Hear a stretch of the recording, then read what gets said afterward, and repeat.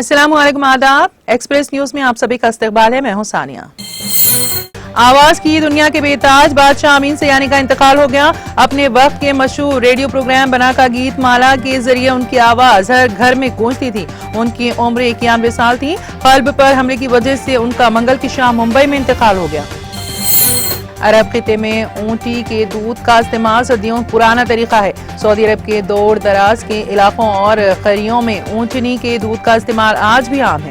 शहरी इलाकों में ऊँटनी के दूध को आम दस्तयाब करने के लिए सऊदी पब्लिक इन्वेस्टमेंट फंड के ज़ेर मिल्कियत सुवानी कंपनी ने जिद्दा और मक्का में ऊँटनी के दूध और डेयरी मसनूआत के स्टोर का आगाज किया। मक्के में मस्जिदुल हराम के नजदीक जुमेरा होटल पर नोक स्टोर का इफ्तिताह किया गया।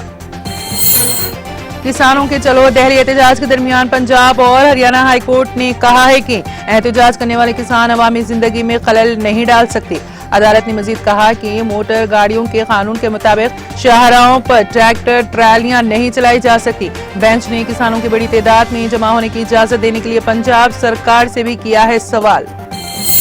AIMIM के सरबराह और हैदराबाद के रुकने पार्लियामेंट असदुद्दीन ओवैसी ने वजीर खारिजा एस जयशंकर से 3 हिंदुस्तानियों को बचाने की अपील की, जिनमें से एक हैदराबाद से ताल्लुक रखता है जो मुबैना तौर पर रूस में फंसे हुए थे और रूस यूक्रेन की जारी जंग में लड़ने पर मजबूर थे। ओवैसी ने कहा कि हिंदुस्तानियों को एक एजेंट ने धोखा दिया और वहां आर्मी सिक्योरिटी मददगार के तौर पर काम करने का वादा किया।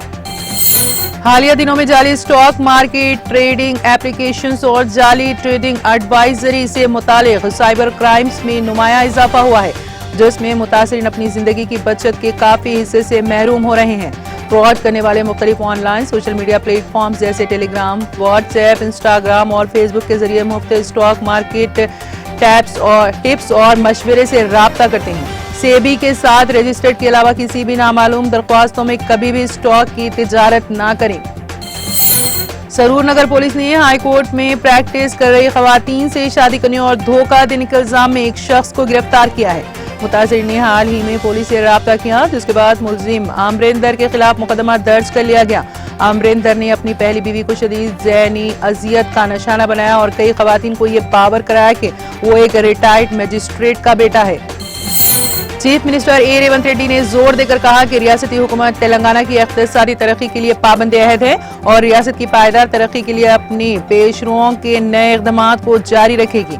उन्होंने कहा कि रियासती हुकूमत की पॉलिसी तेलंगाना को एक सरमायाकारी की मंजिल के तौर पर फरोग देना और आलमी सतह पर मुकाबला करने वालों के साथ मुकाबला करना है। तालीम, हुनरमंदी की तरक्की और कारोबारी मौके पर CII तेलंगाना और USATDF कॉन्फ्रेंस में शिरकत करके उन्होंने खिताब किया। मुसाफिरों की जानिब से प्राइवेट किराए की बस ड्राइवर पर हमले के खिलाफ ड्राइवरों ने बस स्टैंड पर एहतजाजी मुजाहरा किया। कंडक्टर के लिए हॉर्न बजाने पर मुसाफिरों ने ड्राइवर पर हमला कर दिया। ड्राइवर पर हमला करने पर दीगर ड्राइवरों ने बस रोक कर एहतजाज किया। उनका कहना था कि ये शर्म की बात है कि उन लोगों पर जिस्मानी हमले किए जा रहे हैं जो हमेशा मुसाफिरों को बाहिफाजत उनकी मंजिल तक पहुंचाते हैं। बीजेपी के कौमी जनरल सेक्रेटरी व रुकने पार्लियामेंट करीमनगर बंडी संजय ने अपने एक इश्तियाल अंगेज में कहा कि जय श्री राम का नारा ना लगाने वालों का वोट उन्हें नहीं चाहिए। विकाराबाद जिले के तांडूर में संकल्प यात्रा के दौरान अपने इश्तियाल अंगेज खिताब में बंडी संजय ने कहा कि अगर आप राम के भगत है तो आपको जय श्री राम कहना होगा। अगर आप औरंगजेब के चाहने वाले हैं तो जय श्री राम ना कहें। बाबर या अकबर के चाहने वाले हों तो असल में ही जय श्री राम ना कहें। हमको आप चाहिए ना आपका वोट। बंडी संजय की इश्तियाल अंगेजी का ये वीडियो सोशल मीडिया पर काफी वायरल हो रहा है। इसी के साथ एक्सप्रेस न्यूज इख्तिताम को पहुंची। अब इजाजत दीजिए और देखते रहिए TTV।